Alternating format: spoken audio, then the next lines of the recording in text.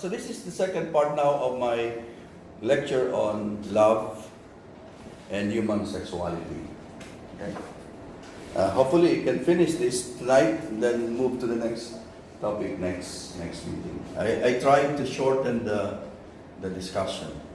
So here Wojtyla gives gives a discussion on the three aspects of love.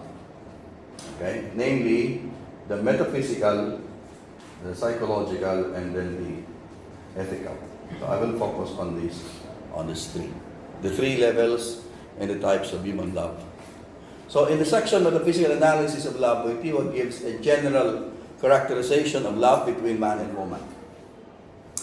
And he explains the different levels of love, which could be also be considered as the different types of love between man and woman.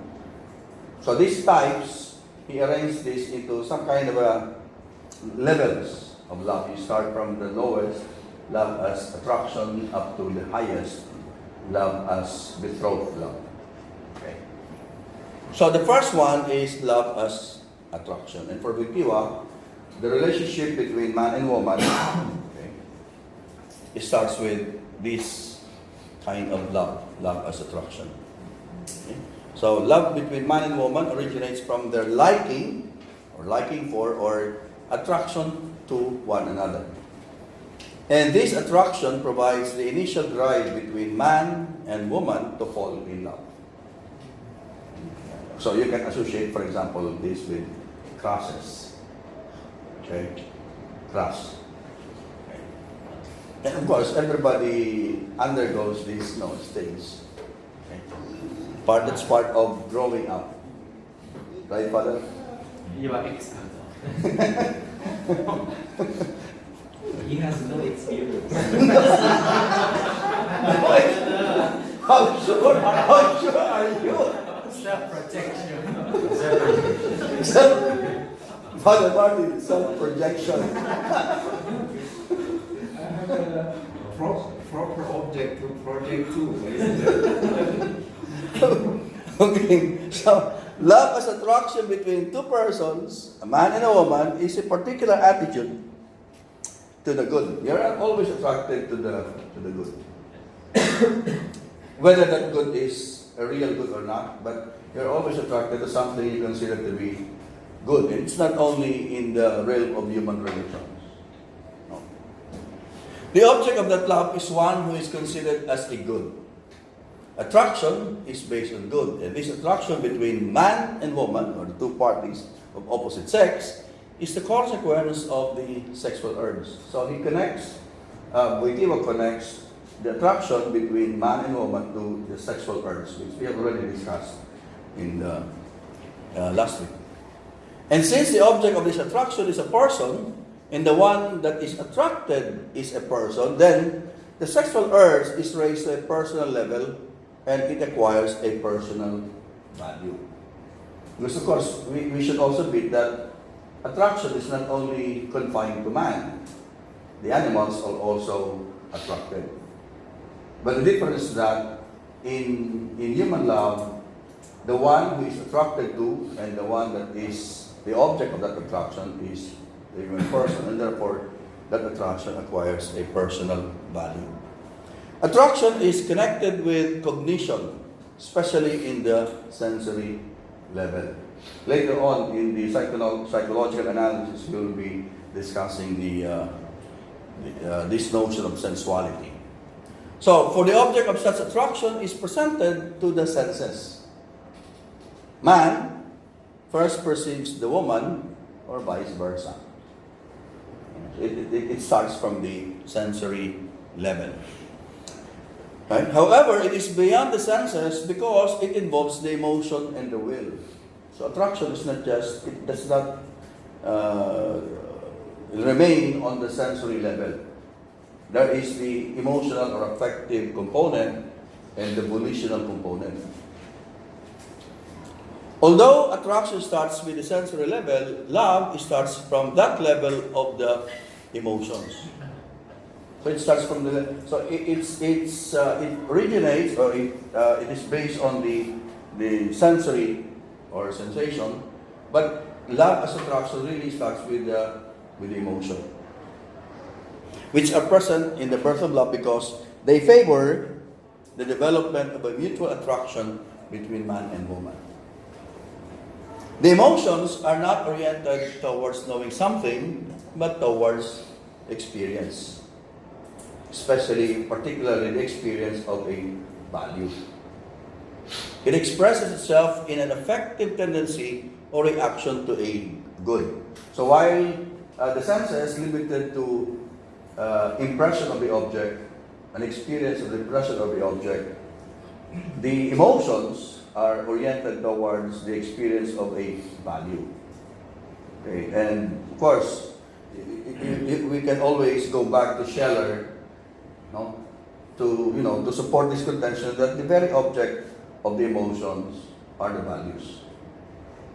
Of course, the senses may be blind to the values. It is the emotion that actually appreciates the value of the object. The emotion is based on feeling, and this feeling is directed toward something good. Attraction also involves the will, because the good towards which attraction is oriented is the object of the will, not of the intellect.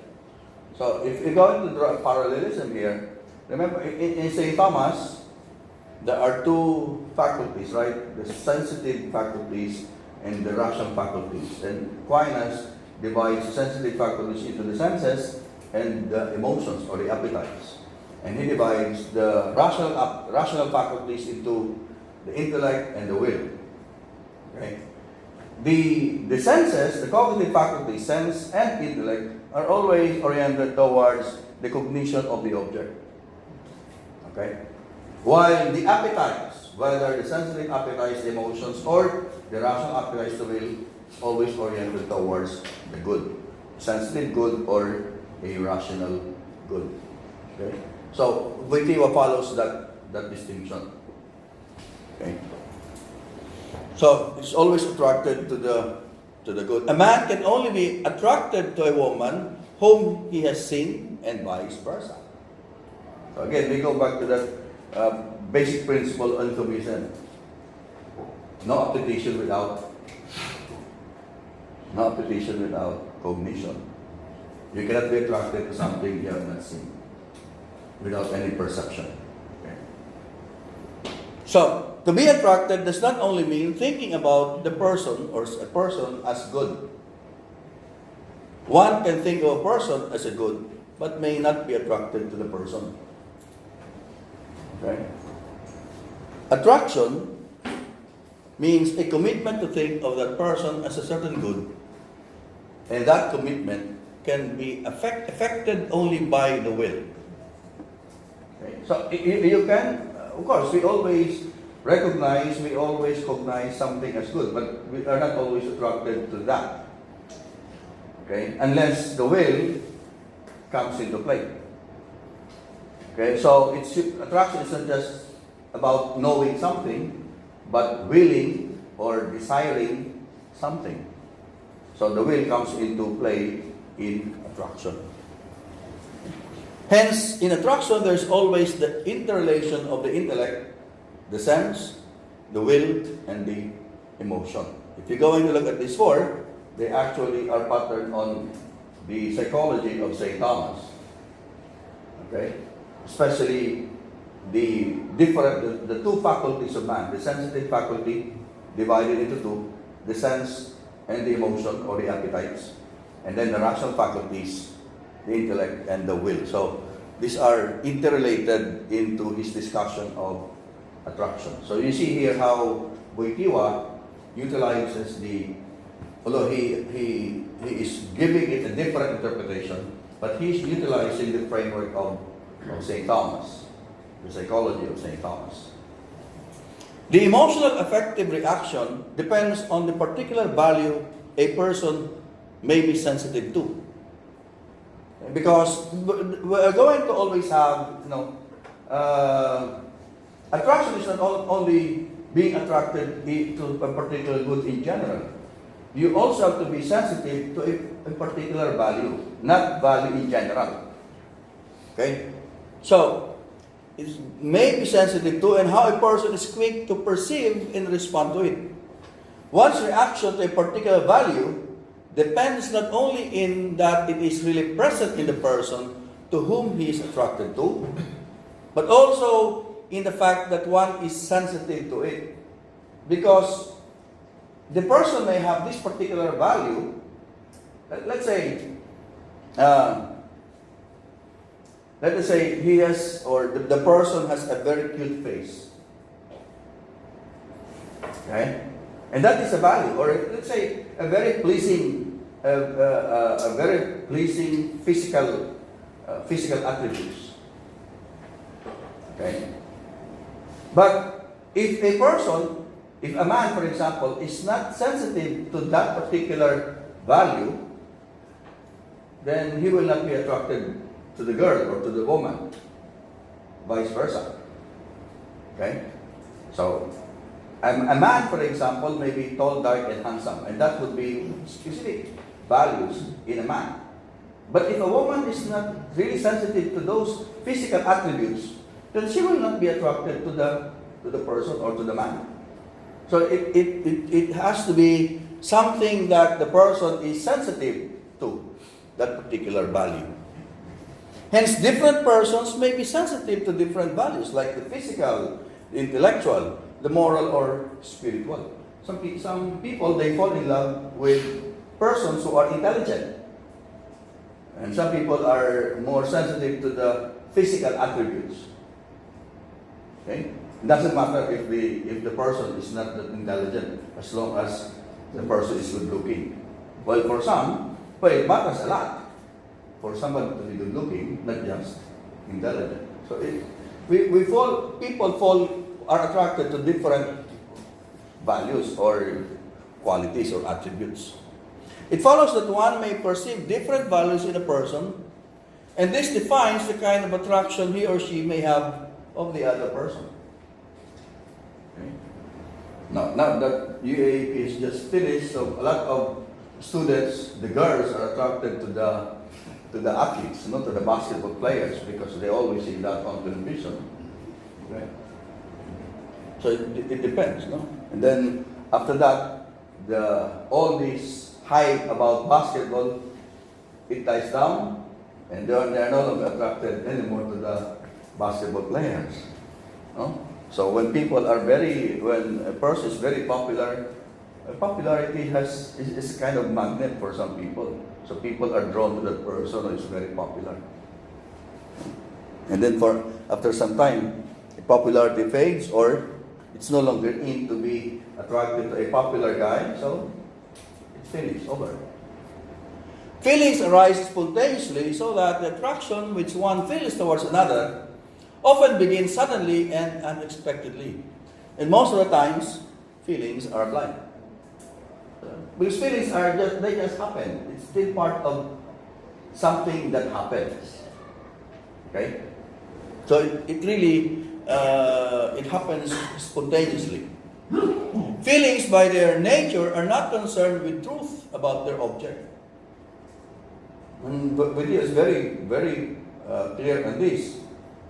Sometimes, the object of our emotion is a perceived value. It's a perceived value, but sometimes the value that we perceive in the person is not really a genuine or real value. Our emotions are blind to the truth. Okay? That's why it must always be under the supervision of the intellect. Remember our discussion on truthfulness. So, feelings are not attracted to what is true, but to what is valuable for the subject. Because truth is a function and task of man's reason or the intellect. It is in this regard that emotional affective reactions or emotional tendencies towards particular values, handsomeness, intelligence, etc., may either further or hinder the attraction to a true good. Because you may be blinded by a value that you think is in the person, and you are not seeing the real value. Okay? So, the value of any attraction is also dependent on the truth of the value to which one is attracted to. The truth of the value. Meaning that that value really exists in the person. You may think that he is kind, and that's the value that you feel the person has. But if the person is not really kind, then, it's not a true value that is in the person. It is important to realize whether the good to which an attraction is directed is really what it is. If one is attracted to what he or she perceives to be good, then it must be truly good. So again, we go back to our discussion on truthfulness. Not just truth. Of course, later on, we talk about the truthfulness of your feelings, of your emotions, and the truthfulness of the object of that feeling or emotion. Okay. Maybe some of us are priests when you give counseling to people who are getting married. Probably can ask them, is what you really feel for this person when you're going to get married to, is it really real? Is it really genuine? Do you really see the value? Is this good? Is it really in the person? No? So, the emotional affective reactions may also tend to distort or falsify attractions. And this can be very dangerous for love. When all the emotional reactions which are naturally fleeting are spent, the person whose attraction was solely based on such reaction and not on the truth about the other person is left in a void and empty-handed of the good which she or he thought he or she has found in the other person. Then later on they realize, I thought you are thoughtful. I thought you are honest. I thought you are generous. I thought you are this and that. So you discover that these are all empty values. And the person does not really possess. Okay? So, this is, again, normally this is the cause of, blaming people. I thought you were this and that. I thought you said you were this and that. And now I realize you're not really that kind of person. So, one important factor is the truth about the emotional reaction, the genuineness of the feelings. Not the factor, genuineness of the feelings. Emotions are fleeting and they may change. And one must be sure of what he or she really feels for the other person. One must genuinely feel something for the other. One must truly be attracted to the person and must not just pretend that he or she feels something for the other person. Of course, it happens all the time.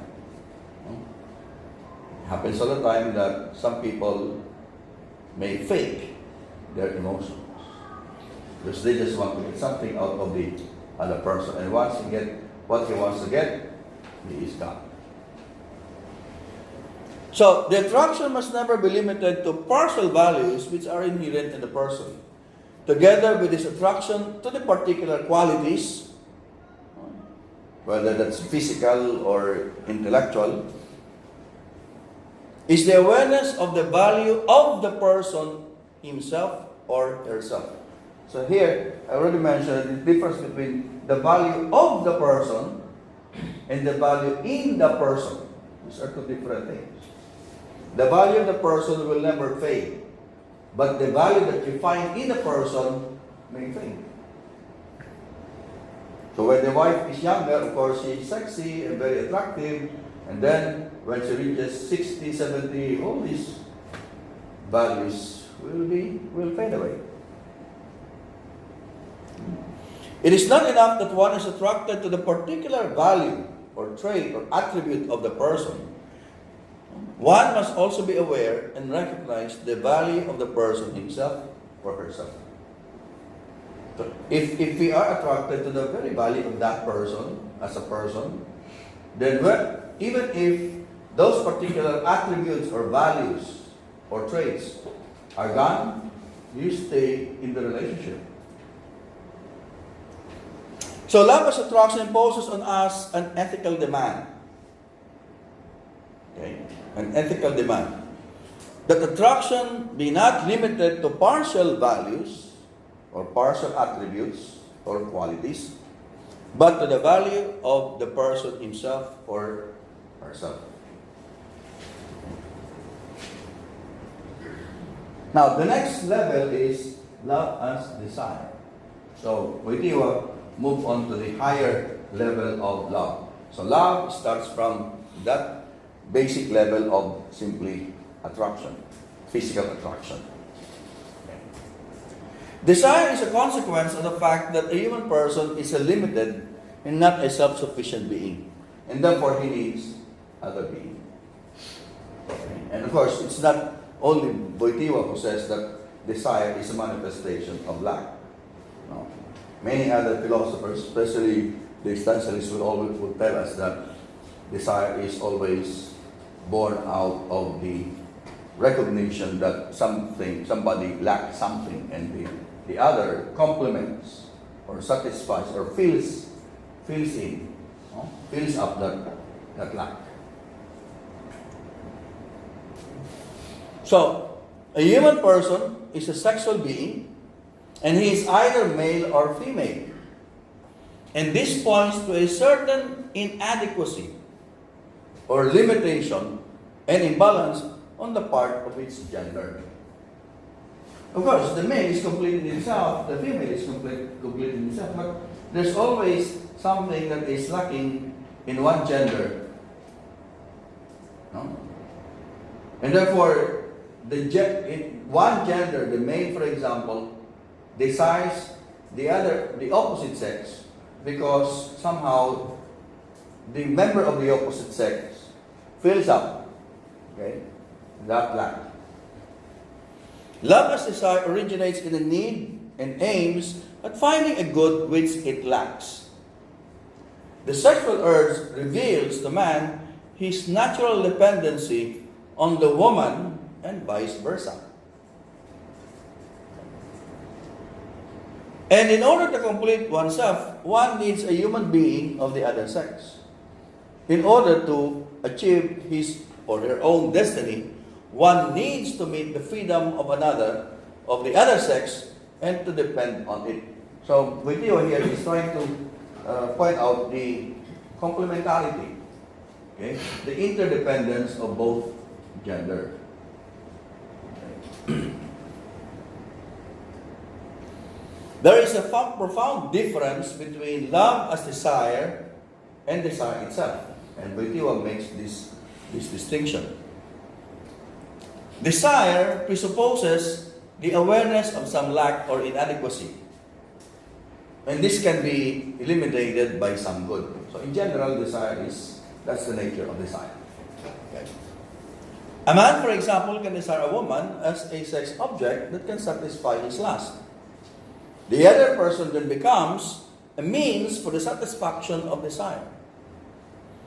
And in this sense, desire suggests a kind of a utilitarian attitude. We go back again to our discussion last time about using, okay? Loving and using. So here, desire simply becomes a kind of utilitarian attitude. We just want to use the person, satisfy our desires. But love as desire cannot be reduced to desire itself. Love as desire. So, desire can have a utilitarian attitude, can be based on a utilitarian attitude. But love as desire is different for Wojtyla. Love as desire is simply the crystallization of the objective need of one being directed towards another being, which is for it is a good and an object of longing. So love as desire simply means that man recognizes the woman as a being who can complete, no? So to speak, who can complete himself. So the orientation of love as desire is not to use or to manipulate the person of the opposite sex. That is pure desire. But for Wojtyla, desire should turn into a kind of love, a love as desire, where the man desires the woman not to manipulate or to use her, but precisely because he sees in the woman a being who can sort of complete himself. A good that can complete himself. So love as desire is felt as a longing for some good for its own sake. A longing for a good for its own sake. It is apprehended as a longing for the person, not as a mere sensual desire. So there's a difference between desiring, for example, any person, or for a man, for example, who desires a prostitute. Because the man does not intend to love the prostitute. His intention is simply to use the prostitute. And it's different from the desire of a husband to his wife and vice versa. Because that is love as desire. There's a big difference between the two. So although sensual desire goes along with it, it does not dominate it. So in love as desire, there will always be a sensual desire, but it does not dominate it. It does not overwhelm the love felt for the other person. Because of course, between husband and wife, there will always be a sensual desire. But that desire is not limited to simply using or manipulating the other person, or simply treating the other person as an object of sex. True love as desire never becomes a utilitarian attitude, for it has its root in the personalistic principle and in the value of the person. So a man who truly loves his wife will never treat his wife as a kind of sex object. He will always respect his wife and see his wife as a person. Yes, there will always be a sensual desire between the two. But their relationship, their love, is not based simply on desiring the other person as a sex object. Okay. Now, the next level is love as goodwill. The love between man and woman would be incomplete if it does not go beyond love as attraction and desire. Although sometimes some relationships just end there. Right? Does not go into the next level. Right? So, love as desire is not the essence of love between two persons. Should not just end there. No? If they really have to have a conjugal relationship. One must, above all, long for that person's good. Long for that person's good. So it's not just in love as desire, you long for the good of the other. I mean, you long for the other because he or she is a good that can complete you. But in love as goodwill, now you are longing for the good of the other. Not for yourself, not your own good, but the good of the other. So although desire and goodwill are naturally incompatible, okay, because desire will always be, for self-gratification, there's a close relationship between them. If one person wants another to be good for him or herself, he or she must want that person to be a real good. It must be a real good. So, if I desire another person for me, for myself, then I have to see to it that that person is really good. So I have to desire what is good for that person. So for example, if a man desires the woman, his wife, to be good for him, then he must see to it, he must will what is good for the woman. Okay? So, this is love as goodwill, which St. Thomas would call benevolencia. Love as benevolence. In love as goodwill, the person loves the other not because he or she sees some good in him or her, because that is love as desire, but that he or she wishes what is good for the other. So here, love is transformed, raised into a higher level. Instead of desiring the other for his own good, he wishes what is good for the other. Love as goodwill is a selfless love. A selfless love. Goodwill is quite free of self-interest. Goodwill is the same as selflessness in love. Being selfless. The person of goodwill longs for this with no selfish ulterior motive, no personal consideration. You simply wish what is good for your beloved. Love as goodwill is an unconditional love. It does not seek only its own good, but more importantly, the good of the beloved. So that's love as goodwill or love as benevolence. Let's go to the next. The next type or the next level, which is reciprocal love. This element of love points to the fact that love is not just the love of each for the other. Okay? That, for example, that I love what is I wish what is good for the other. So it's not just my love for my wife and vice versa. It is something which exists between them. Okay? Love is not just something that is felt by the man towards the woman and vice versa. It is something that is between them. Okay?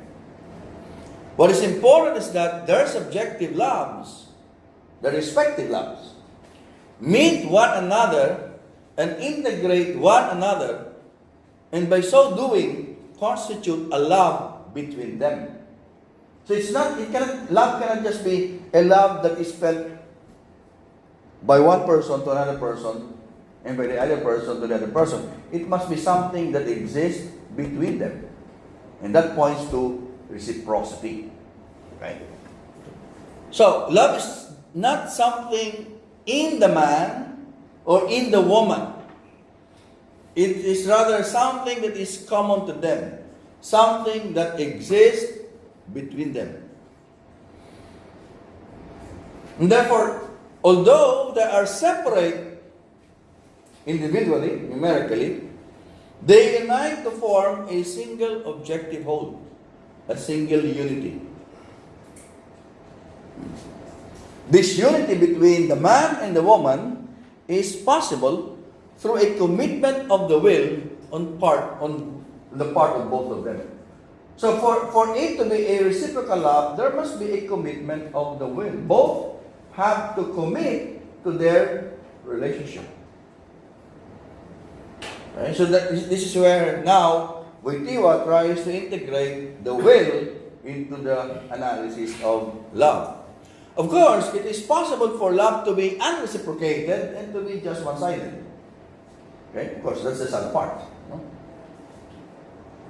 The problem that could confront love is an unreciprocated love or an unrequited love, which tends to distort love and rob it of its proper character. Because love could die altogether if love is unreciprocated. Okay? Because it's the nature of love to seek for reciprocity. Okay? The essence of genuine love between two persons is reciprocity. Genuine love is something to be shared by two persons. It is essentially an interpersonal relationship. In this case, it has to be an I-thou relationship. So the very foundation of this relationship should be the I-thou relationship. Okay. Of course, we have already discussed that. So, for love to be complete, the love from person to another person, say from the woman to the man, vice versa, must converge. It is reciprocity which determines whether the we, remember the we relationship that we talk about, the we comes into existence in love. Of course, before the we can exist, there has to be first an I-thou relationship between the husband or the man and the woman. Then, of course, from the I-thou comes the we, the family. Okay. So, reciprocity, according to Wojtyla, is a proof that love has matured, that it has become something between persons. It's created a community of feeling, and that its full nature has thereby been realized. So you see how love started from attraction to desire, to goodwill, to reciprocity. Okay. So this reciprocity must be based on a genuine good, not just on a personal interest. And reciprocity is possible, no, in personal, although reciprocity can also be possible on personal interest. If love is based on the reciprocity of personal interest or reciprocity of mere pleasure, once that interest or pleasure is gone, then reciprocity may also fade away together with it. If reciprocity is created by self-interest or utility or pleasure or simply the reciprocity of desire, then it is superficial and impermanent, and it cannot stay long. Eventually, that love will die down. Genuine reciprocity cannot arise from two egoisms, from two persons who are simply, have their own personal interest in them. Their product can only be a momentary, or at least a fairly short-lived semblance of reciprocity. It may stay for some time, but once the pleasure, the personal interests are gone, that relationship is over. Now, the next point is sympathy and friendship. And for Wojtyla, although some phenomenologists, they talk about sympathy, but for Wojtyla, love cannot just be based on sympathy. Well, there is sympathy, but it cannot just be on that level. It has to be raised to a level of friendship. There's a clear connection between sympathy and friendship. And sympathy should be transformed into friendship, and friendship should be supplanted with sympathy. Right? So what is the connection? What is the relationship between these two? Sympathy means that which happens between people in the realm of their emotions. So Wojtyla relegates sympathy to what happens, because sympathy is on the level of the emotions, the affective. Okay, you feel for somebody. Okay, sympathy is feeling for somebody. So if it is a feeling for somebody, then you just feel something for somebody. You maybe, you may pity somebody, you may pity the poor, but pitying is on the affective, on the emotional level. Okay?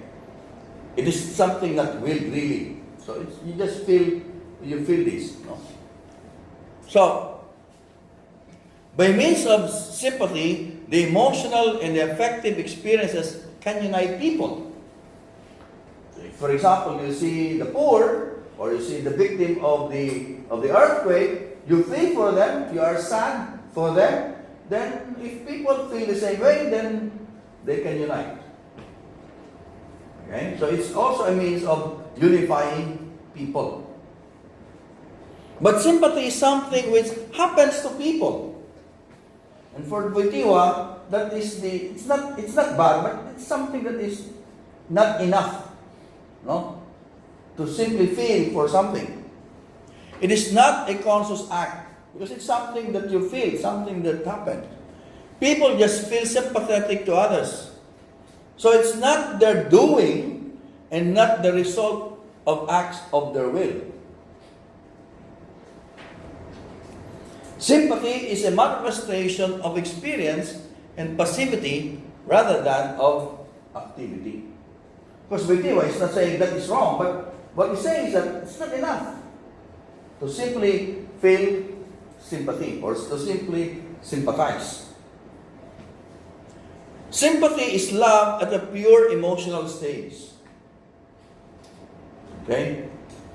A pure emotional stage at which there is no decision of the will, no act of choice. Oh, so a man, for example, may just be sympathetic to a girl who has a big crush on him. So feel sympathetic. I pity this little girl, is always following me. So, okay.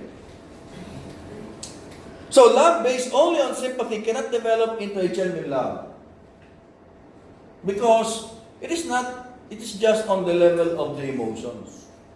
Which again, could just be momentary or temporary. So you feel sympathetic now, later on no more. The appreciation of the value of the person based on sympathy could die with it. For since sympathy is based on my emotional attitude towards a person, the moment that emotion changes, and emotions are not always permanent, then the value which that person has for me may just fade away. Right? Because it's just an experience of a value. And who knows if that trait is really there. So there is a hint of subjectivism in sympathy. A hint of subjectivism. The value of the emotion is what matters rather than the value of the person. And this very lack of objectivity is what makes sympathy so weak. Hence, we cannot love a person solely based on sympathy. So, the man or the woman just go along with the wedding, with the marriage, because he doesn't want the other person to feel bad. I pity this man. I pity this woman, so I just go along. But once the pity fades away, then I just have to leave this person because I don't really love him. I just pity him or I just pity her in the first place. So while sympathy brings people close together, the love between a man and a woman cannot remain on the level of mere sympathy. It must become a friendship. Because in friendship, the decisive part is played by the will.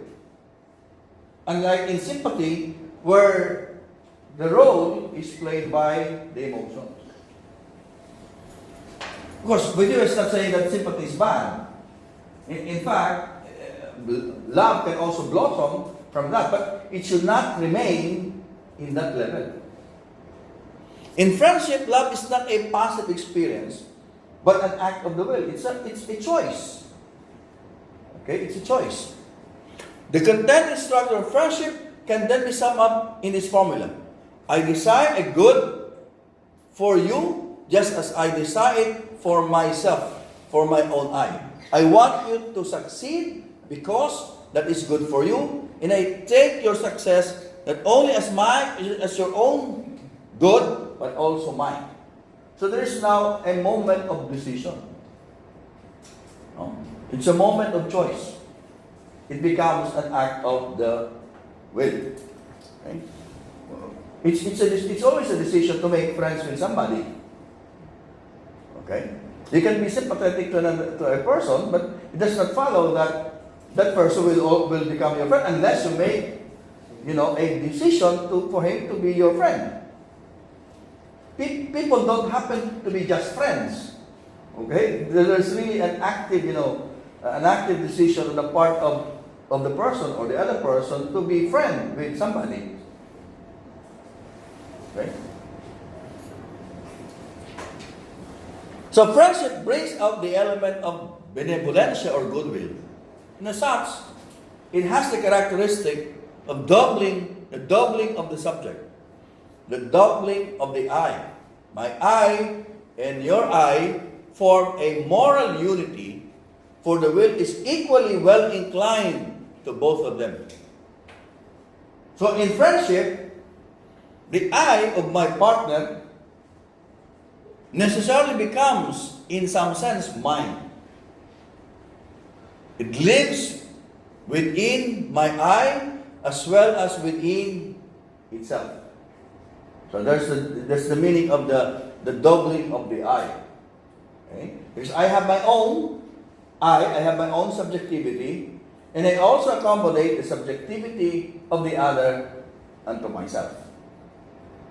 So there is the active. So in sympathy, you just feel, but in friendship, you accept the other person. Okay? There's an active part of the will. It's a choice. The doubling of the I implies the unification of persons. So one feels how the other feels now. One is happy when the other is happy.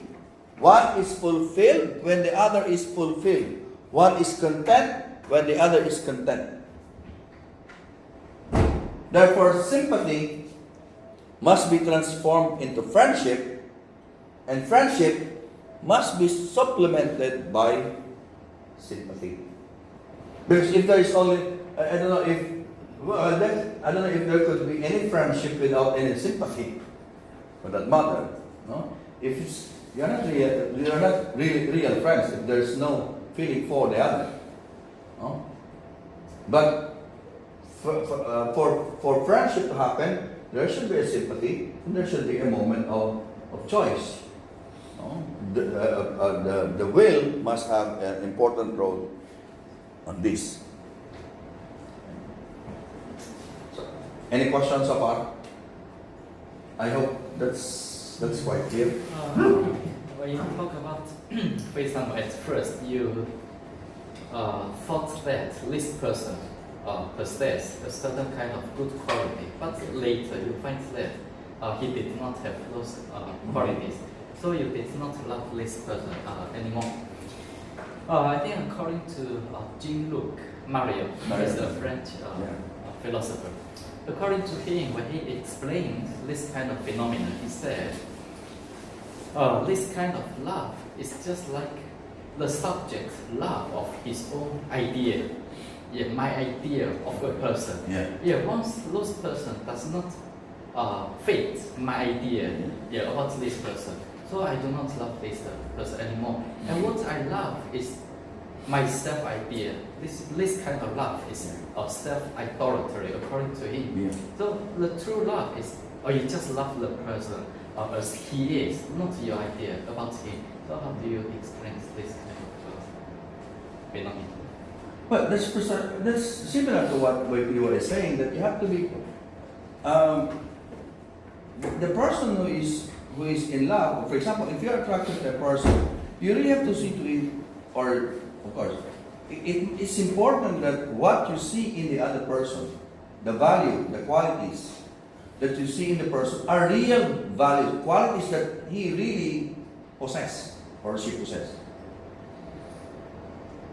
Yeah, but Otherwise, you may just be seeing a value or an attribute or a quality in the person which he does not possess, and therefore you are just imagining a value that the person possesses, when in fact it's not really her quality. It's just a quality that you have, imagined in your mind. So in effect, as you said, you are just loving your own idea that you hope or you wish to be in another person. But for Wojtyla, that's problematic. I think his point is you need to love another person as a subject, not as an object. Okay. You think about this person. I think this is his point. Oh, Mario. You love the other as a subject. Yeah, as a subject, not as an object. So it means when you love this person, you just love as he or she is, not as you think about this person. Yeah. I think with you, it's different, but it's almost similar to the. What we've been talking about, the idea of Wojtyla that we have to consider the other person as a thing, but as a subject. So,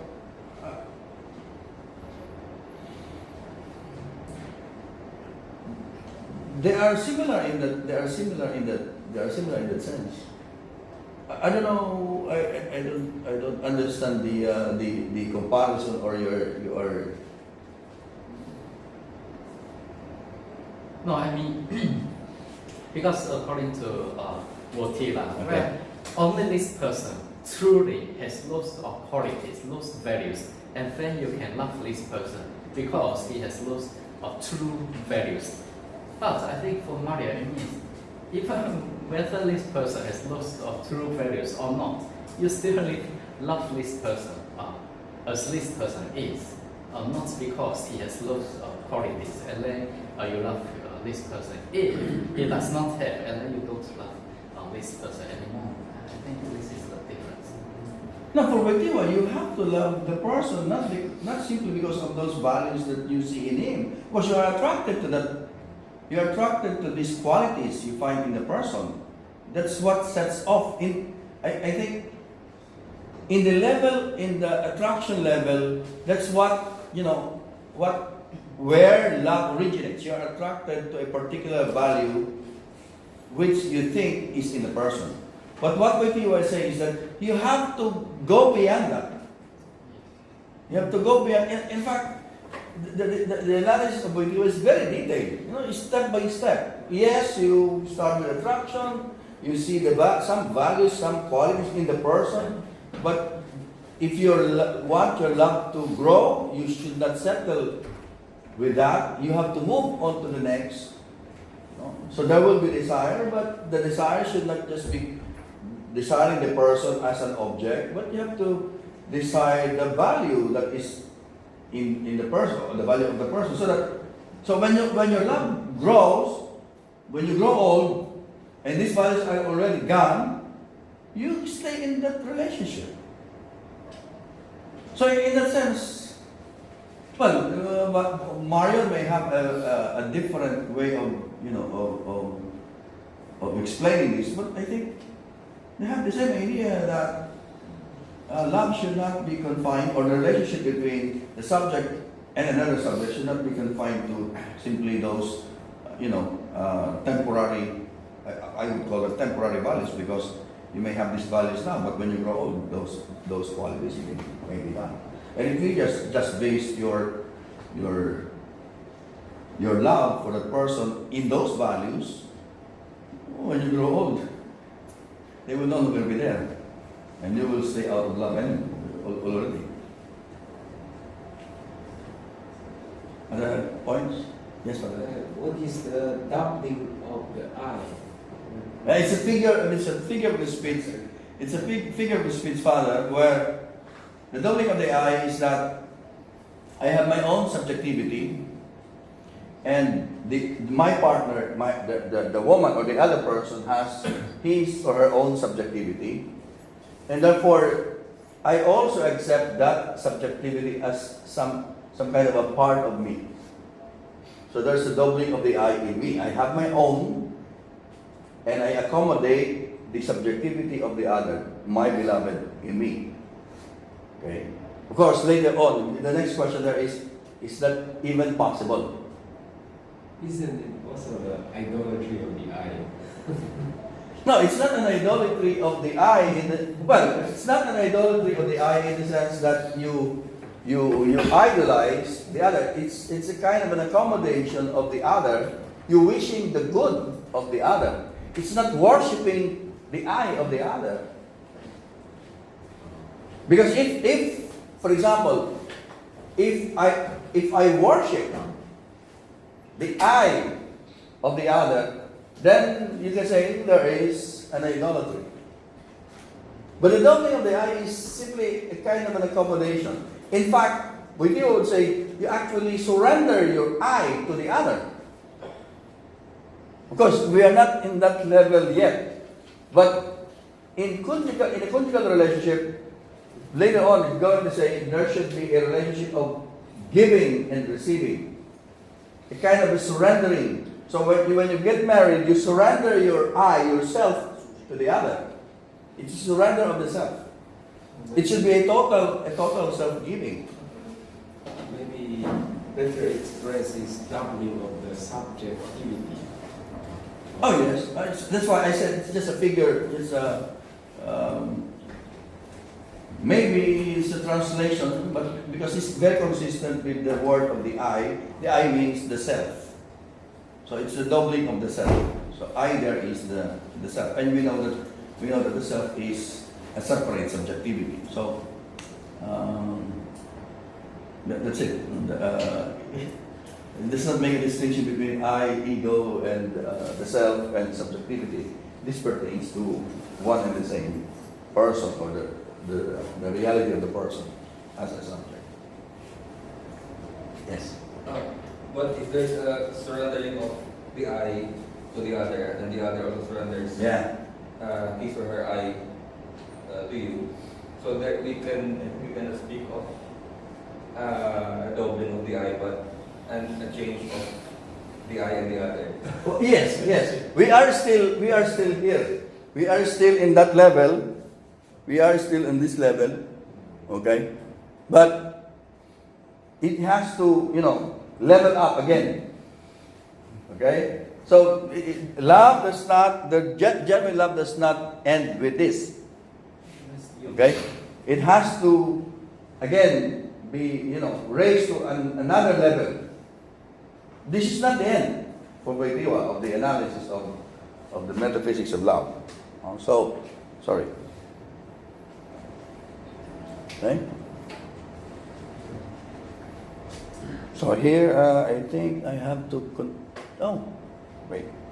Down, wait. I have to go back. So, where are we now? We're here, right? Okay. So maybe I can answer some of your questions if I continue my discussion. So betrothed love is essentially the giving of one's own person to another. Okay? What's the matrimonial vow? What's in the sacrament of marriage in Germany? You don't appreciate marriage, Father? Not yet. Not yet? Just for Martin, I think, yes. Father, you appreciated wedding? Yeah. There is what's we call it the matrimonial vows, right? Consent. Do you give yourself to this? No. And the other one says, I do. It's the giving. Right? It's giving. So it's a total self-giving, the surrender of the I to another. Of course, it's rather strange, but those of us, I don't know, who is married here, I think I'm the only one who is married here. There's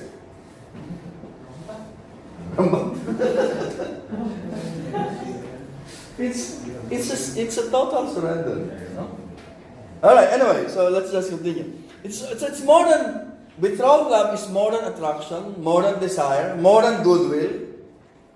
And when betrothed love enters into an interpersonal relationship between man and woman, something more than just friendship results. Two persons giving themselves to each other. Of course, in friendship, it does not happen. Okay? Does it, Father? But I think there is no greater love than to lay down one's life for a friend. To lay down one's life. It's not to surrender one's life for the other. Because when you die, you don't have to surrender yourself to the other. See? You're dead. Anyway, So to give oneself to another consists in self-giving, making one's inalienable and non-transferable I to someone else's I as someone else's property. Because that's a figure of speech, no? Because property here, he's alluding to self-possession. We possess ourselves, diba? There is self-possession, there is self-governance, but in betrothed love, we allow ourselves to be possessed by another person. Because you have to take possess there in the context of what we have discussed before. Self-determination, self-possession, self-governance, etc., etc. So, the person is strictly speaking not transferable. And that's what he has been talking, right? And altere incommunicabilis. In the personal and physical planes, self-surrender is indeed impossible. It's impossible, of course. Right? But, although this is impossible in the natural order, this is possible in the order of love and in a moral sense. So now here, Wojtyla somehow, changed gears in his discussion. How can love be not natural? How can love? Yeah, if it is not something natural. No, love is natural, but for this to happen, you have to raise that to a higher level. For example, if I, as a husband, it's impossible for me to be, like for example, it's impossible for me to be possessed physically by my wife. Okay? But in that relationship, in a marital relationship, you allow yourself to be sort of owned by your spouse. Because people will say, that's nonsense. Why would you allow yourself? But getting married is precisely that. You surrender yourself to your spouse. But still in the natural order, is it? It's still a? In the natural order. No, the natural order there means that physically it's impossible. So in this sense, a person can give himself or herself, or one can surrender himself or herself entirely to the other, whether to a person or to God. Because in the love and responsibility, towards the end, he will be talking about the gift of oneself for the church. Translate. Isn't it that when you get yourself ordained, you surrender yourself to Christ, right? Yes, of course. In the natural order, that's not possible, right?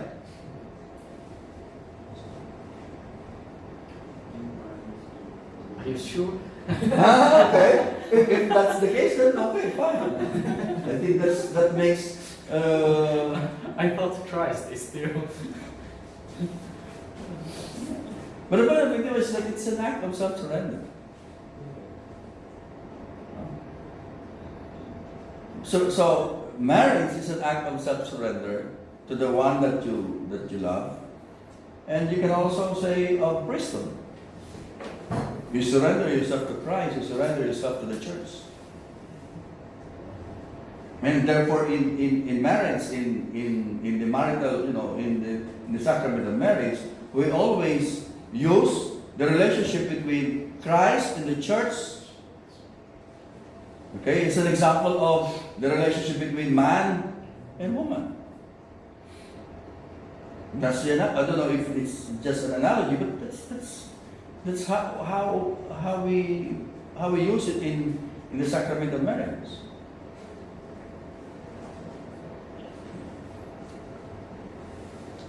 So, this act of surrender, the man and the woman reciprocate each other And although they are psychologically different in kind, ontologically they combine to produce a perfect whole in an act of mutual self-surrender.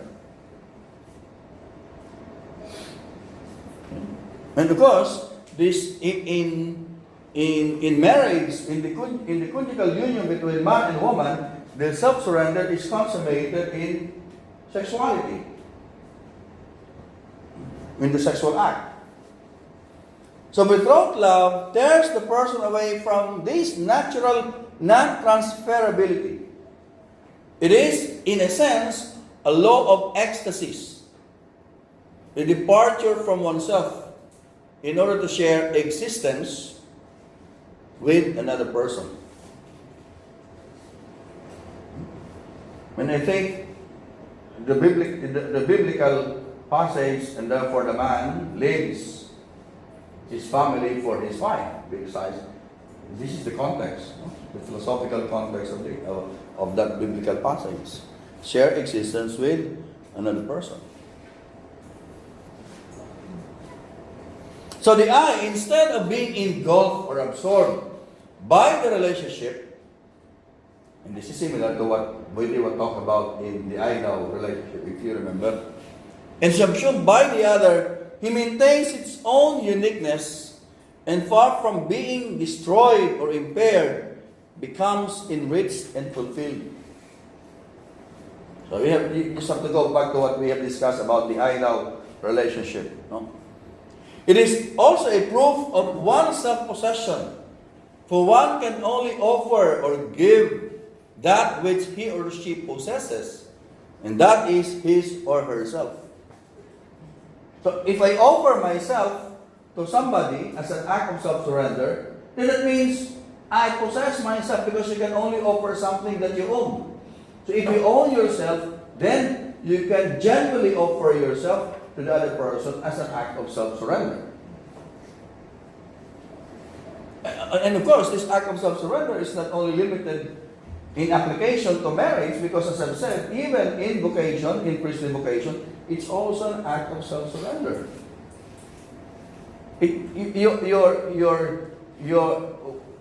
Your willingness, right, to enter the priesthood, receive that sacrament of holy orders, is a manifestation that you really possess yourself. Otherwise, after being ordained, that will create lots of problems for you. If you are possessed by your, I always tell the seminarians, if your parents has a stronger vocation than you, that's a big problem. That's a big problem, because later on, since it's not really your own personal decision, it's not really an act of self-possession, later on that will be a big problem. And I know a lot of people, priests, who left the priesthood precisely for that reason. Okay? It was a decision made by the father, or the lolo, or lola, or mother. So don't force your son. Of course, you should not force anybody into something. You have a son, right? Yeah.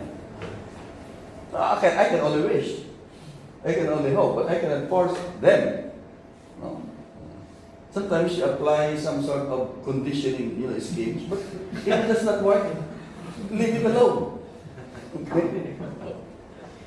I have 3 sons. How I wish at least one of them entered the seminary, but nobody did. I thought one is the Pope, one is the Cardinal, one is the Bishop. So, all right. Anyway, I met a friend who is now a nun for how many years? Well, we just see each other post on Facebook. I seldom post, she seldom posts. But we knew each other was happening in our lives because of this, very few posts. And then when we met here in the campus, so he asked me about my family. So I have 4 children, 3 sons, 1 daughter. Ah, you have a daughter. Send your daughter to me. I will convince her. But apparently, convince her to be a nun, enter enter the convent. I said, she wants to be a doctor. Okay. That's also a good vocation, so let her be. But I have 3 sons, I said, and nobody entered the seminary. How I wish they would enter, one of them would enter the seminary, but it doesn't happen. So you don't have to force somebody. So in that way, I can say that they possess themselves, because at least in that sense, I allow them to make their own decisions. All right. Anyway, so it's always an act of, giving. So you cannot give something which you don't own. So if you own yourself, then you can freely give yourself to somebody in an act of love. So this self-giving demands reciprocity, that both surrender themselves to each other. It also demands mutual acceptance of the gift of self. Again, going back to our discussion on ideal relationship, so the mutual acceptance, mutual affirmation. Hence, this act of self-surrender as a form of love can only come from a person who has a mature vision of values and is ready and able to commit itself in this particular way. Otherwise, that person should not enter into that kind of relationship. Because in this level, betrothed love, you really have raised the level of love between the man and the woman. It's not only just love of attraction or love based on desire or friendship. In this level, you have really reached a very important stage in the relationship between the man and the woman. The gift of self is only possible in the context of personalistic interpretation of the sexual urge. One cannot give himself or herself totally only in a sexual sense. Okay. It is the mutual giving, not only of the body, but one's whole self. It becomes a full gift of the person. A full gift of the person. So betrothed or spousal love is properly the gift of oneself to the other, as well as the welcoming of the gift of the other to oneself. And just when you read the theology of the body, he emphasized this, the gift of the self. Nuptial gift, he calls that the nuptial gift. Okay. All right, now let's go to the next. The psychological analysis of love. This is a very long part in the love response, but I'm going to shorten that. So this is a summary of the summary and another summary. Okay? So I will just focus on the more important things. Love encompasses the entire dynamic structure of the person, from the somatic, bodily, the psychic, and emotive, and to the personal. So here, he tries to integrate what he has already discussed in the acting person, especially in the somatic, psychosomatic integrity of the person. Since love is closely connected to the psychological life of man, Wojtyla analyzes the basic elements of man's psychological life, focusing on the sensitive, the emotive, and then integrates it to love. So first, sense cognition and the emotion. So again, the background, the context of this is the basic psychology. That's why if you are, I remember somebody told me, if you study Karol Wojtyla, John Paul II, and you have a very solid background in basic psychology, you're going to understand and appreciate him. But if you don't have this background in Thomism, in St. Thomas psychology, it will be difficult for that person to understand his thoughts. So sense cognition is the mental act of forming impressions or intentional forms of different objects, which we perceive through our senses. So again, it's just defining, this is basic to basic psychology. The senses form the sense impression, which is the content of our sensory reaction to objective reality. So you perceive something, okay, and then you react to what you perceive. So you form impressions of your perception. This process starts with the perception of the object by the external sense, and then impressions are formed and stored by the different internal senses. Common sense, imagination, memory. Okay, so again, that's basic to basic psychology. Emotions are different from the sense cognition and sense impression.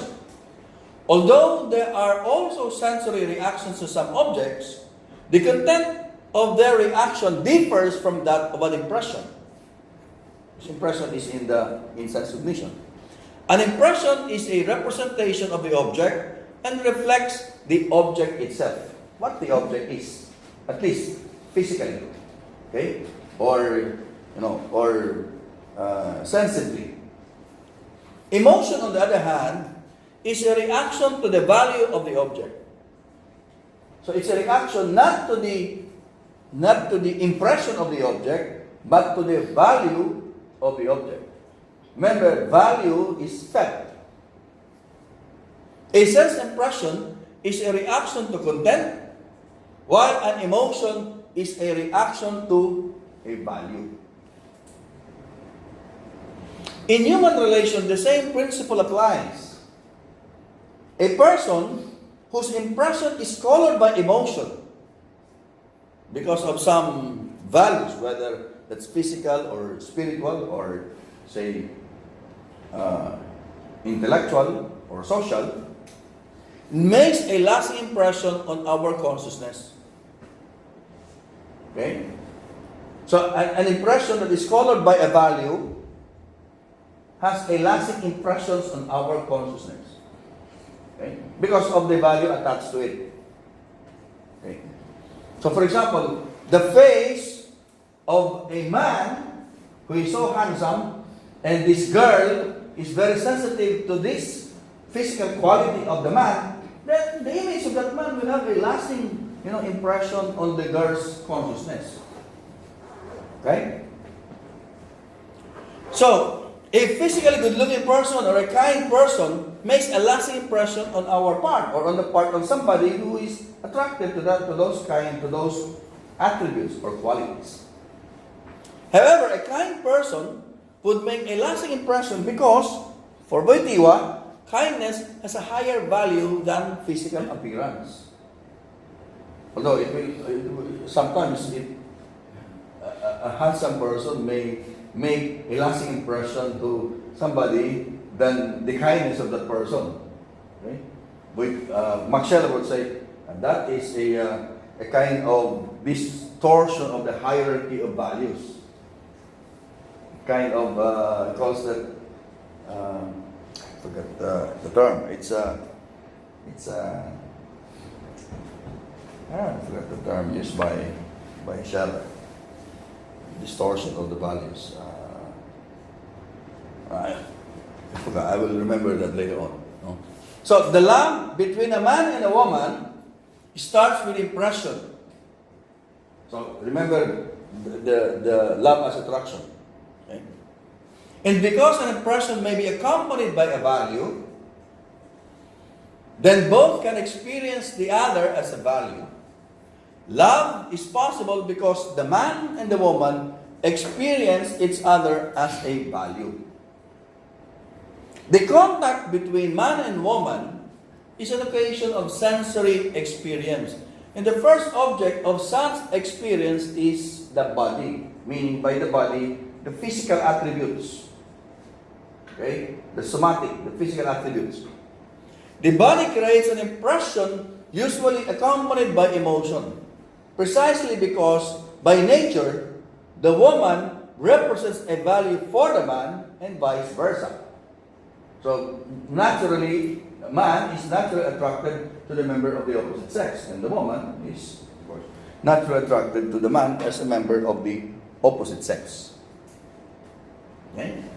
So that's the analysis by Tiwa of sense cognition and the emotion. Now let's go to the next, the analysis of sensuality and sentimentality.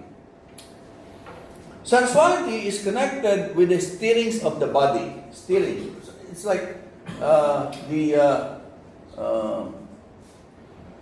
what is felt by the body. Okay? Which shows the inner sexual vitality of the human organism itself. These stirrings of the body, guided by instincts, provides man with guidance in his sexual life. Okay? So, stirrings, one stirring could be the lust, right? The sexual attraction for the member of the opposite sex. Sensuality should not be identified with sexual vitality or with sexual maturity of the man or the woman, although it is conjoined with its vitality as part of the entire sexual life processes. So when you say sexual vitality, it's simply the sexual maturation of the person. Okay? And sexual maturity or maturation is a natural part of human development. During adolescence, man and woman reach sexual maturity, and the sexual vitality simultaneously develops. Okay? So when, for example, when a man or an adolescent reaches sexual maturity, then he becomes capable of begetting his own offspring. That's part of the sexual vitality of the person. The sexual urge expresses itself in sensuality and sexual vitality in such a way that the male looks for the female, and the two attain the natural and proper consummation of sexual vitality of the body. So that's the natural process. Right? This natural consummation is properly directed toward the proper end of sexual life, which is procreation. So the sexual act is the consummation of this natural relationship. Right? Now, since sensuality is oriented only towards the sexual value of the body, it is quite blind to the value of the person. Okay? It's blind. So what sensuality is only aroused by the body. It's never attracted to the value of the person. Okay? Sensuality definitely is not love. In fact, it may become the opposite of real love if the orientation is purely utilitarian. Again, just to enjoy it or just to use, attain pleasure. The yearning for sexual value connected with the body of the other sex definitely provides the raw material for real love. The raw material. Okay? The sexual urge is the raw material for love. But it must be integrated with the elements of love. So again, with you it's very clear. These things that are, you can describe them to be at the base of our human personality. It does not ignore it. It's there. But always with you would say, but these are things that are, these are dynamics. These are things that are experienced by the human person. They happen, they simply happen, but they happen in a person. And therefore they have this value. They have the personalistic value. Okay? Of course, the animals also experience this, but we are different from the animals. So the sexual value of the person should never be detached from the value of the person. Otherwise, if that happens, then the danger of, going down to the level of the utilitarian or the level of pleasure, simply pleasure.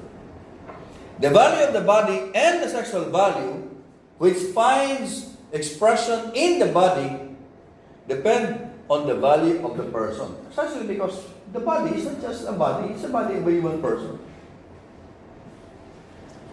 Now, next is sentimentality. It is an emotional susceptibility to the sexual value connected with the person of the opposite sex. So, sentimentality is connected with the value of the person. Sensuality is directed to the sexual value. Sentimentality is connected to the value of the person. The object of sensuality is the body, while the object of sentimentality is somehow connected to the whole person of the opposite sex. Okay? So, sensuality is connected to the body, the sexual value of the body, while sentimentality is connected to the whole value of the person. Okay? On the part of man, the object of this emotional experience of sentimentality would be the value of femininity of the woman. For example, the charm of a woman. On the part of the woman, this would be the value of masculinity of the man. For example, the strength of the man. Okay? So, the sentimentality of the man is directed towards the charm of the woman, and the sentimentality of the woman towards the man may be channeled to the strength, okay, of the man. In sensuality, it is the body with its sexual value that stands out. But in sentiments, the value is attached to the whole person of the opposite sex. Sentimental susceptibility is the source of affection. And affection is not an urge to consume or to use. Maybe if this sentimental susceptibility can just be, manifested in the desire to be with the other person. Okay? Companionship. Okay? Not necessarily to engage in, to feel the sexual urge or to engage in a sexual act. Sensuality, the orientation of sensuality will always be towards the sexual act. Okay? The male affection is permeated with a strong feeling or admiration for femininity. And the woman's affection is permeated with the same feeling of admiration for the masculinity of the man. This affection is manifested in a desire for nearness, for proximity, for exclusivity or intimacy. Okay, exclusivity. So if a boy and a girl are already dating, then they may desire, this may be manifested in just them being alone, being together, talking together, etc., etc. Text mula umaga hanggang the following day. Alright, so, sentimental love keeps two people close and binds them together even if they are physically apart. Sensuality will always have to be, always have to be in the context of a face-to-face relationship or face-to-face situation. But sentimentality can always be there even if they are apart. So affection is manifested in various expressions, in looks, in words, gestures, such as closeness, characterizes sentimentality. It could easily transform, but this sentimentality could easily transform into sensuality. That's why it's difficult to just let teenagers be alone, because at first they may just be sentimental, and then later on they become sensual. I always tell, when we were organizing conferences, and one of my friends, a professor, he would, invite some of his students to attend the conference. And the conference sometimes is a living conference. So we have to stay there in the conference venue. And then of course, if you have students with you in the conference, and they will be staying late at night, talking, conversing, always tell my friend, you watch them. They are 10, 9 months later, they may no longer just be 10. It's just a joke, no? They may multiply if you're not going to check on them. Okay? So you always have to check on them, because especially if there are, boyfriends and girlfriends in the group. They may first be very sentimental, and then later on, it turn out into this.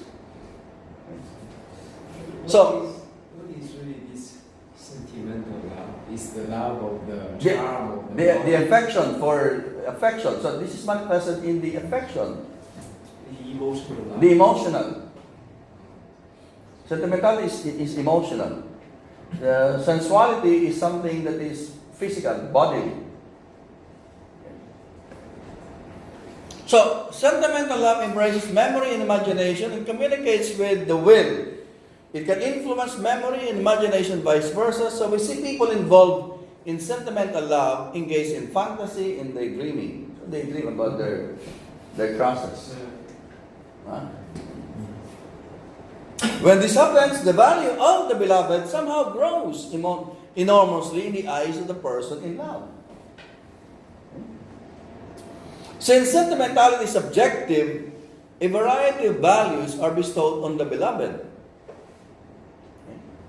Values that are not really present in the beloved person to the extent that such values are already out of proportion to the real value of the beloved. So you're not imagining all these things. So it's more than emotional, because emotion is reaction to value. Yes. It does not create value. Yeah, it starts with emotion, but it can grow into this. It can grow into, it can grow into this kind of, daydreaming, etc., etc. Right? So, the values are merely ideal, not real values. Values that the person imagines or wishes his or her beloved possessed. Marion. Alright? So I think I answered your question about Marion there. About Miss Porcelain. These values are qualities exist only in the mind of the person who is sentimentally in love. Of course, you don't have to be sentimentally in love to have this kind of idealization, idolatry of the other. So, sentimentality oftentimes leads to excess, because you can fantasize things that are not really in your beloved. Okay?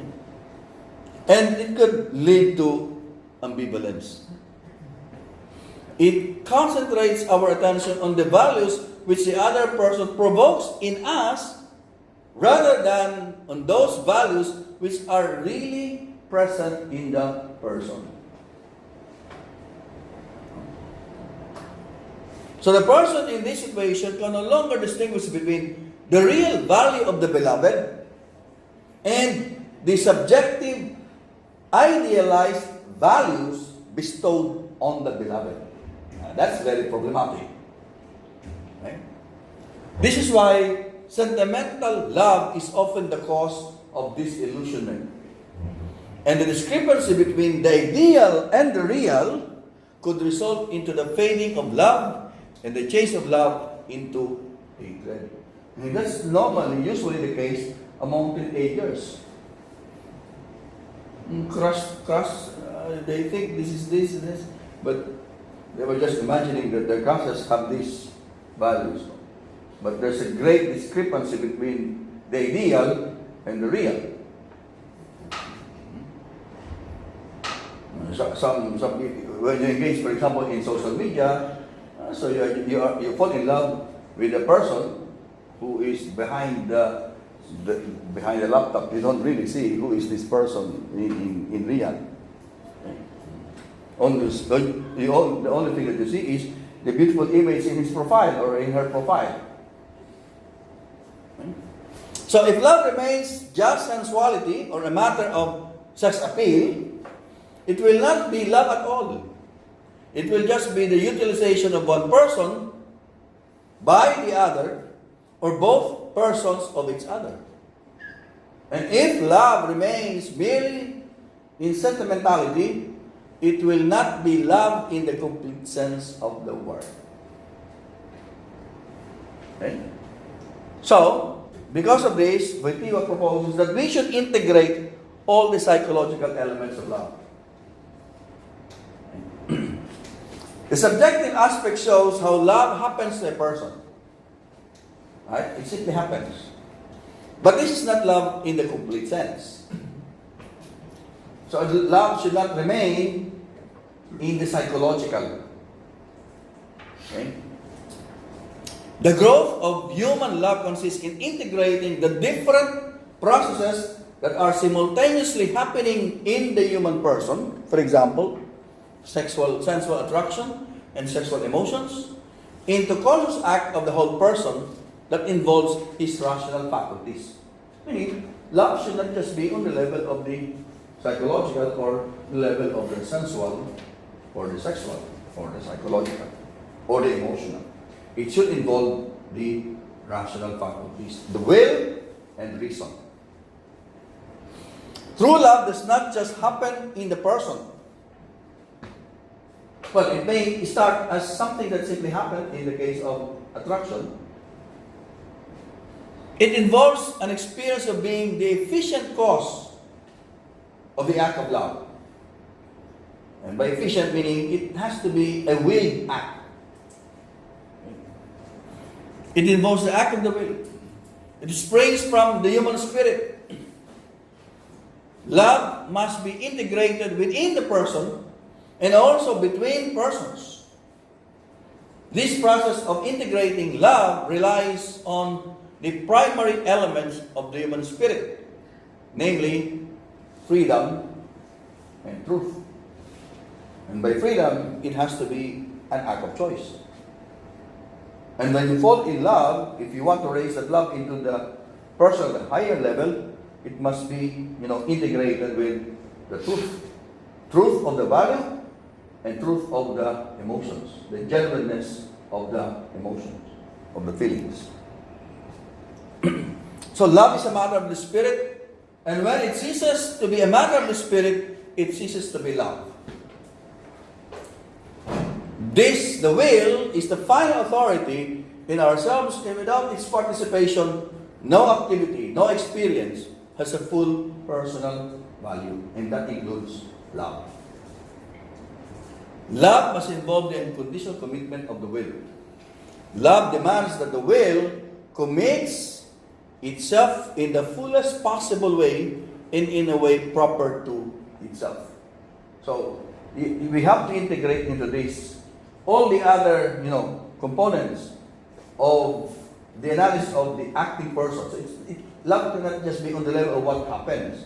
It should be raised to the level of the human act. So it must be permeated with the elements of self-determination, of self-governance, self-possession. A free commitment of the will is possible on the basis of truth. A man truly desires the woman, and the woman is truly emotional, or the woman is truly emotionally committed to the man, and vice versa. These are subjective truths, but love also insists on the objective truth of the value that they see in each other. Right? So far, clear? It sounds the will is always very clear and calm. The will is here. In Wojtyla, the will is really very strong. It's very powerful. Not only strong, but something in control, something very calm, something never moved, but it only decides. Is that the will?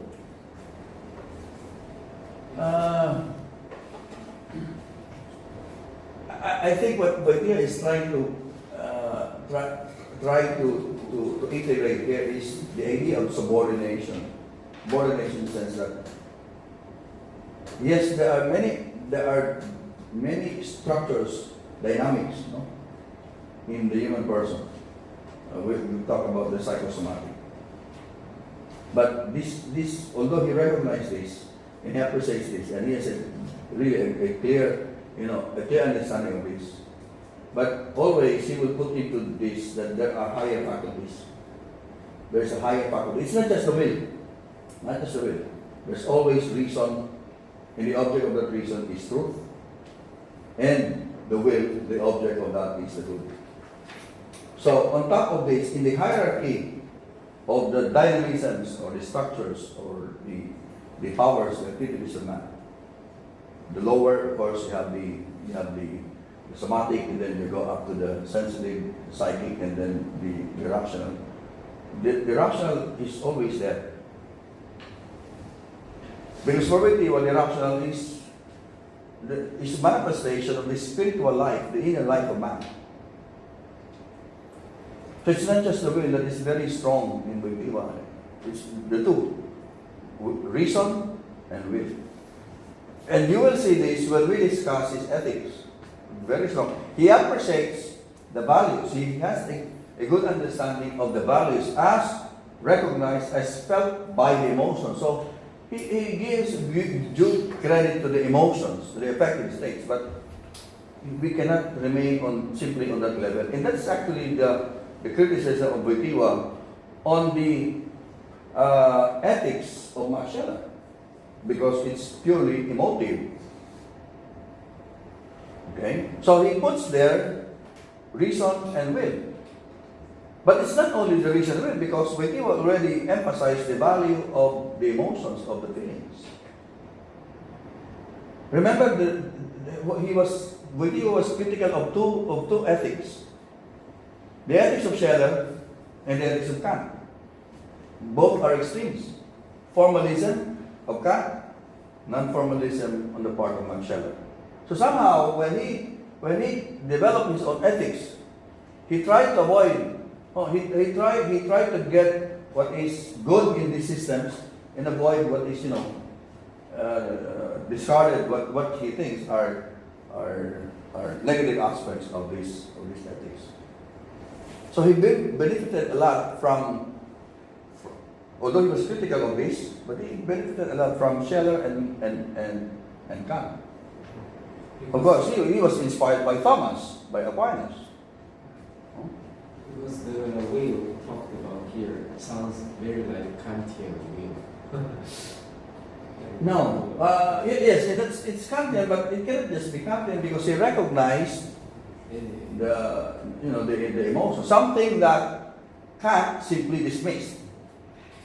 Okay, we cannot rely on because there are we have, it has to be a priori. It cannot be it has to be a priori. It cannot be a posteriori. By a posteriori meaning it cannot be based simply on this experience, because if you want ethics to be science or metaphysics, then you have to think of what is universal. Think of the form. So, and those of you who are into Kant, you get that. And those of us who are understand Scheller, we get to see the non-formalism of Max Scheller. All right, this will be the last.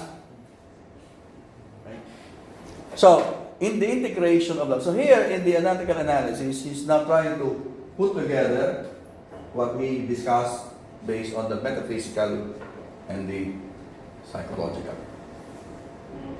So, again, based on our previous discussion, so for Wojtyla, man is not just a physical or bodily, his spiritual nature, based on his soul, and this makes him rational. Man, then, should not be considered on the same level as a thing or animal, for he possesses a spiritual nature and perfectibility which permeates his value, the value of the person. The value of the person must then be clearly distinguished from the value present in the person, like the sexual value. The proper attitude of love is the affirmation of the true value of the person. This love is in its fullness, this is love in its fullness, when you try to affirm the value of the human person. It is an integral love. Love in its full sense is a virtue. It is not just an emotion, much less a mere excitement of the senses. So you recognize this excitement of the senses, of the emotion, but again, point of view is that it should not remain just there. It should be elevated into a higher level. And by higher level, he means the personal level. As a virtue, it is developed in the will. It is an authentic commitment of the will of one person, resulting from the truth about another person. So, the lover and the beloved. Love as a virtue is oriented by the will towards the value of the person. So the will is the source of the affirmation of the value that permeates all the reactions, the emotions, and the entire behavior of the subject or of the person who loves. From the ethical point, the union of persons in love must be first complete before their sexual union. This is very important, and I think this is how you can interpret the teachings of the church, like marriage before sex, okay, sexual union. The unification of the two persons must first be achieved by way of love, and sexual relation between them can only be the expression of a unification already complete. So there should first be a betrothed love, a conjugal union in the spiritual sense, before the consummation in the sexual act. Love in its subjective aspect is always a psychological situation, an experience which starts with the attraction and sensuality caused by the sexual value of the person of the opposite sex. So it starts from there. But love in its objective aspect is an interpersonal fact. It is a reciprocity based on shared good. And therefore, the unification between man and woman, where they mutually give themselves to each other. Genuine love is integration of the subjective, that's the psychological, and the objective aspect of love. When the love between man and woman is limited to the subjective or the psychological aspect, the one that we have discussed in the psychological aspect, it could easily acquire a utilitarian character, just to use, just to enjoy. And it could lead to the exploitation of one person or both. So Wojtyla, while he recognized the importance of the psychological component of love, he said it should not just remain there. Betrothed love has its own natural grandeur, which includes the surrender of the body in full sexual relationship and in other ways. The measure of this is not just the degree of sexual enjoyment or sexual pleasure or delight, which accompanies the gift of the self in the sexual act, but the value of the person who gives himself or herself. Since this love involves a total self-surrender and complete personal commitment, it also involves acceptance of the gift, the reciprocity of giving and receiving. No? So here, he is now trying to tie up all this analysis, all this discussion. Love in this nature is reciprocal. It involves the giving and receiving. And this is exhibited by the man whose attitude towards a woman is informed by the total affirmation of her value as a person, and equally by the woman whose attitude to the man is informed by affirmation of his value as a person. Both man and woman must have this genuine capacity for affirmation of the value of the person in order for the giving and receiving of the gift of self to be valid. Otherwise, if they are not mature enough to do this, they cannot commit, then it invalidates the gift of the self. Now, last point here, responsibility, choice, and commitment of freedom. Love properly understood always carries with it deep responsibility. Actually, this is a long discussion in love and responsibility. We have just talked about the love aspect, but Wojtyla connects that there is always a responsibility in love. So, a responsibility for the other person, his or her life and health. And this responsibility is based on the value of the person, most especially the person who is drawn into the closest possible partnership in the life and activity of another, and becomes, in a sense, the property, in the act of self-giving, of whoever benefits from this gift of self. So, in a sense, when I give myself, surrender myself to my wife, then I become her possession. No? Of course, in quotation. No? This responsibility for the other starts with the person being first responsible for himself or herself and her own loving. So you have to be, the person who is in love must first be responsible for himself and for his own loving. He or she must be mature and complete enough to justify the enormous trust of the other person who gives himself or herself, and that on this or her part, he or she will not also lose himself or herself as he or she gives himself or herself to the other. So you have to be mature enough, number one, to commit. Mature enough to give yourself so that you don't lose yourself in the act of self-surrender. Because self-surrendering does not mean that you don't have any control anymore of yourself. If that happens, then you become an Andres. No? Andres. That's under desire. I mean, okay, so that should not happen. Otherwise, it's not really a genuine, reciprocal relationship. So this responsibility for the other is related to the choice of the other person to whom one bestows the gift of self. Choice of the other person to whom you give yourself as a gift. So you don't just take anybody and give yourself. It's your responsibility to choose the person you're going to offer yourself as a gift. So you will become responsible for yourself, that you maintain, you are mature enough to really be a presentable gift to the other. And you also have to look for somebody who is responsible, complete enough, worthy of receiving you as a gift. So it's both a responsibility for yourself and responsibility for choosing the right person to whom you will offer yourself as a gift. So you don't just, in marriage, you just go to some bar or some clubs and then I love this woman, I love this guy, I can offer myself to him or to her tonight, and then that's it.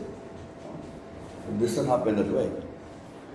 So, before the betrothed love takes its definite form, one chooses another. And although the choice is another person, it is as if one were choosing another I, or choosing oneself in another, and the other in oneself. In betrothed love, they will not just live together, they will continually discover themselves in each other. And after the wedding, there will be a long period of, again, self-discovery, or discovery of the other. She is snoring loudly, okay? Or things like that. So if you want to, be with a person who snores loudly at night or during sleep, don't get married. No. I mean, of course, you're exempted because you're not that kind of. So in betrothed love, they will not just live there. Betrothed love is impossible if they are both, or one of them is impenetrable. Meaning, if you are an insulated person, that love is impossible. Okay? If you feel yourself to be a self-contained person, you feel yourself to be complete already, marriage is not for you. And I think it's not just in marriage, no? Even in priesthood, you have to see yourself as someone who is lacking, and you need the grace of God. You need Jesus to complete that vocation. No? So in choosing another person as a partner, one cannot base his or her choice solely on the sexual value of the other. Although this is a primary psychological motive. Of course, you're first attracted to a person who are at least sexually attracted to you. No? But of course, it does not remain on that level. Since the choice is a person, then the primary reason for the choice must be the value of the person, not those attributes or qualities that will just fade away later on. No? So the value of the choice and the value of the magnitude of their love will be tested when the sensual and the emotional reactions die down and the sexual values start to fade and lose their effect and luster. Will be tested when they are 60 years old, 70 years old. Hopefully they're still together at 70 years old. No? Oh. Then it will be tested. What will remain is the value of the person, and the inner truth of their love will really come to light. So when all the physical attributes are gone, right? The sex appeal is gone, then that's where real love will be tested. To love a person completely is to love him and her with all his or her virtues and faults, and up to a point independently of those virtues in spite of those faults. The strength of such love emerges most clearly when the beloved stumbles or when his or her weaknesses and even sins come into the open. One who truly loves never stops and withdraws his or her love, but loves all the more. Love is a commitment that limits one's freedom. And that's actually one of the complicated issue in marriage. Because when you get married, of course, you can no longer enjoy the same freedom that you enjoy before committing or getting married. And I think that goes the same with in priesthood. No? So you used to hang with your friends. You used to go out with your friends. Now no more. No? You have all the money for yourself. Now no more. You have your family to support. Okay? But it's not just the money. It's actually the freedom to I want to do this. I want to do that. Stay late at night, but you cannot because you're already married and you have a family. So, it limits one's freedom on behalf of the other. It may seem that to limit one's freedom is something negative and unacceptable, but love makes it a positive and a joyful thing. Because you are giving something that's very important to you, your personal freedom, to someone you love. If you don't love the person, then it will really be a problem. It will really be very painful, difficult to give up that freedom because you don't genuinely love the person. Freedom in this sense exists for the sake of love. It is love that commits freedom and gives it a value that attracts the will, which is goodness.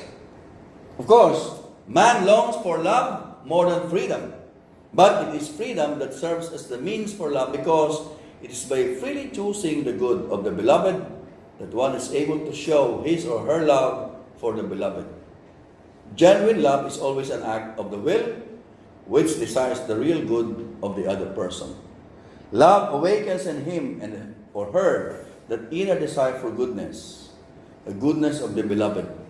Hence, the affirmation of the value, the worth of the beloved is also an affirmation of the value, worth, and value of the person who loves. Love without action is tantamount to nothing. And therefore, love, as the highest of moral values, needs to be translated into concrete action.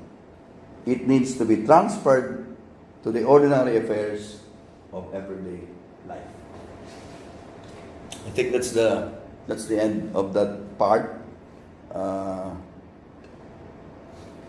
My last point here arises the need for the education of love so that love can be fully integrated.